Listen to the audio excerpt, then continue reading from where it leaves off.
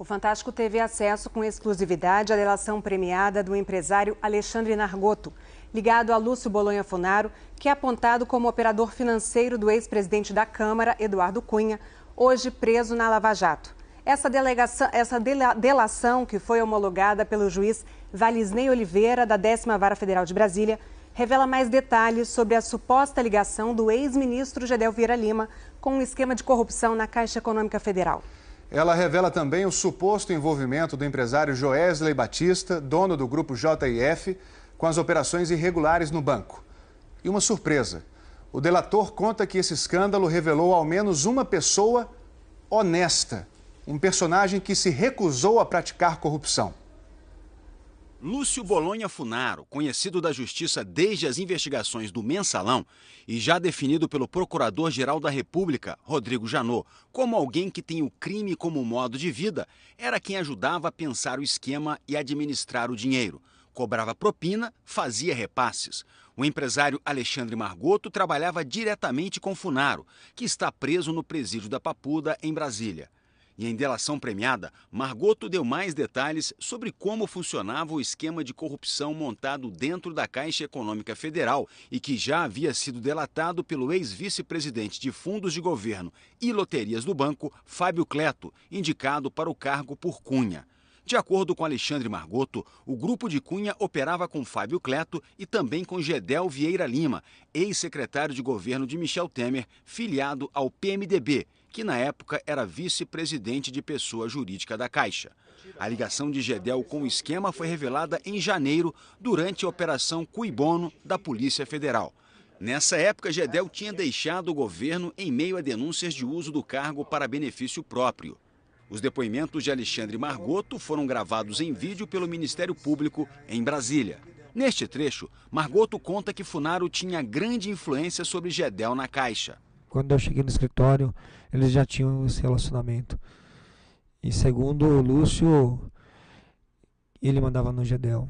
Alexandre Nargotto conta na delação premiada que, para Lúcio Funaro, Gedel era mais eficiente para o esquema do que Fábio Cleto, com quem Funaro chegou a brigar e ameaçar de morte. De acordo com o depoimento, Funaro ganhou muito dinheiro com Gedel. Somente pelo que o Lúcio me comentava, que ganhava mais dinheiro com o Gedel do que com o próprio Fábio. Nargotto chegou a descrever como era feita a divisão da propina, separada com base em percentuais.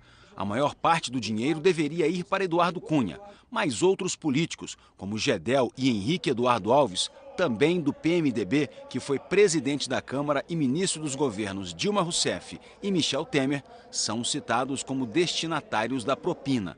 Neste trecho, um procurador faz perguntas a Nargotto. 20 seria dividido entre você, o Fábio Cleto e o Lúcio Funaro. E os 80% ficariam com Eduardo Cunha, segundo Lúcio, Henrique Alves e aliados. Ou seja, o Eduardo Cunha ele receberia os 80% e distribuiria para os outros políticos. Como o Gedel também, enfim, outros políticos. No caso do desvio de verbas da Caixa para financiar projetos do Porto Maravilha, no Rio de Janeiro, por exemplo, Nargotto citou os valores da propina que foram acertados para cada um. Essa obra foi financiada com recursos do Fundo de Investimentos do FGTS, gerido por um conselho com a participação da Caixa. O procurador insiste para saber os valores. Como é que foi acertado o percentual da propina, sabe dizer? Desse caso do Porto Maravilha? No escritório, a parte do Lúcio, que era os 20%, eu me recordo muito bem que eram 280 mil reais, onde eu ficaria com 56 mil, fazendo a conta, o Fábio com 56 mil e o Funaro com o restante. E os 80% de 1,5 milhão, 1.560.000, tem que fazer a conta direitinho, para o Eduardo Cunha. Nargotto também fala da intimidade de Lúcio Funaro com Joesley Batista, presidente da JF, que controla, entre outras empresas, o frigorífico JBS. Ele confirmou 2 informações já dadas à justiça por Fábio Cleto. Para mostrar que o empresário tinha grande intimidade com integrantes do esquema, Nargotto relatou uma viagem ao Caribe de Funaro, Joesley e Cleto, acompanhados das namoradas. e uma casa que Joesley teria dado a Funaro, localizada em São Paulo, que, segundo Margotto, valeria mais de 20 milhões de reais. Mas como é que é a história dessa casa? Conte o que você sabe. O que você sabe dessa casa? Que ela foi feita por pagamento de dívida de propina. Sim. E o Lúcio me falava que, inclusive, não só a casa, mas já chegou a cogitar de ficar com o jato, já chegou a cogitar de ter outros tipos de pagamento que não espécie. Não sei que a casa foi uma delas. Margotto disse no depoimento ao Ministério Público que Funaro ofereceu a Joesley facilidades na Caixa Econômica. Eu tenho o vice-presidente da Caixa, ele vai atender as suas demandas com o menor prazo possível e tudo que for dentro do que for possível ele vai fazer sob nossos comandos. Margotto confirmou ainda o que já tinha sido revelado por outro delator, Fábio Cleto. Segundo Margotto, Gedel e Cleto foram fundamentais para tornar viável uma operação de compra de debêntures da Eldorado Celulose pelo fundo do FGTS. A Eldorado pertence ao grupo JF e já é investigada desde a Operação Sepsis da Polícia Federal, a mesma que levou Funaro à prisão, e revelou quanto seria pago de propina. O Lúcio me comentou que ia cobrar 3% e que ele ia repassar das duas operações? De cada uma. De cada uma. Tanto do empréstimo entre corporativo... 2,5% e 3%. É o que ele me disse que ia cobrar. Margotto também afirmou que Joesley Batista queria ter influência no Departamento de Inspeção de Produtos de Origem Animal do Ministério da Agricultura, uma área estratégica para os negócios de Joesley. Segundo o delator, Joesley queria colocar um nome de confiança dentro do governo federal. Margotto, em negociação com Funaro e Eduardo Cunha, indicou Flávio Turquino.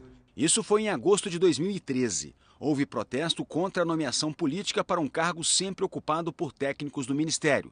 À primeira vista, a estratégia deu certo. Turquino foi nomeado. Mas, segundo Margotto, depois Turquino não aceitou as condições do esquema e, com menos de 2 meses, pediu demissão. É a primeira vez que uma delação revela que alguém foi honesto. E o Flávio, a hora que viu a pressão e do que se tratava... Mas pressão para fazer o que exatamente? Coisas ilícitas. E ele como não entrou. Que, por exemplo, sabe exemplificar? Alguma operação que eu não sei te dizer. E o Flávio ficou absurdado e falou, não vou fazer. Tem uma família que eu não preciso de dinheiro. Eu prezo fazer as coisas certo, correto, não quero estragar o nome da minha família. Aí trocaram ele. Não, ele pediu, ele saiu. A defesa de Gedel Vieira Lima afirmou que o cliente não mantém qualquer contato com Alexandre Margotto e reafirmou a conduta correta de Gedel. Disse ainda que irá prestar esclarecimentos assim que tiver acesso aos autos e que o cliente está à disposição da Justiça. Henrique Eduardo Alves negou que tenha recebido propina e disse que a acusação do delator é absurda e irresponsável. A JF reitera que suas relações comerciais com Lúcio Funaro são lícitas, legais e devidamente documentadas. Sobre os assuntos que estão sob investigação, a empresa esclarece que está à disposição do Ministério Público Federal e da Justiça, caso haja algo a acrescentar. A JF esclarece ainda que Joesley Batista não teve e não tem qualquer relação com Alexandre Margotto. A Caixa Econômica Federal afirmou que está em contato permanente com as autoridades, prestando irrestrita colaboração com as investigações em curso. Nós não conseguimos contato com as defesas de Lúcio Funaro, Eduardo Cunha, Fábio Cleto e Flávio Turquino.